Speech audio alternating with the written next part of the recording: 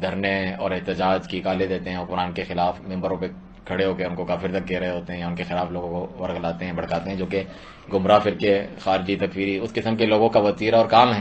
اور جو صحیح اہل سنہ ہے، سلفی ہیں اور ان کے علماء ہیں، اس سے منع کرتے ہیں کتاب و سنت کی روشنی میں، نبی صلی اللہ علیہ وسلم کے فرامین کی روشنی میں کہ ظالم حکمران آئیں گے تو تمہیں اس پہ صبر کرنا ہے، ان کے حق میں دعا کرنی ہے اللہ انہیں ہدایت دے، انہیں نصیحت بھی کرنی ہو تو ممبر پہ چڑھ کے ذلیل کر کے سب کے سامنے نہیں، بلکہ خفیہ طور پہ الگ سے مان لیں تو اچھا ہے، نہیں تو ان کو اللہ کے یہاں جواب دینا ہے۔ اور دوسری حدیثوں میں کہ تمہارے ذمہ وہ ہے جو تم سے لیا گیا ہے کہ تم ان کی اطاعت فرمانبرداری کرو جائز کاموں میں، منکر میں نہیں، اور ان کے ذمہ وہ ہے اللہ تعالیٰ ان سے کڑا حساب لے گا، اپنا حق جو ہے وہ اللہ تعالیٰ سے مانگو۔ صحابہ کرام کو کہا جو اپنی جانیں دینے والے مہاجرین انصار، ان کو کہا تمہارے ساتھ جو ہے حق تلفی کی جائے گی، حق نہیں دیا جائے گا تمہارے ساتھ، اور جو ہے امتیازی سلوک ہوگا۔ اس صورت میں صحابہ نے بھی عرض کی کیا تلوار لے کے نکل جائیں، کیا ان کے خلاف ہم نکلیں سڑکوں پر،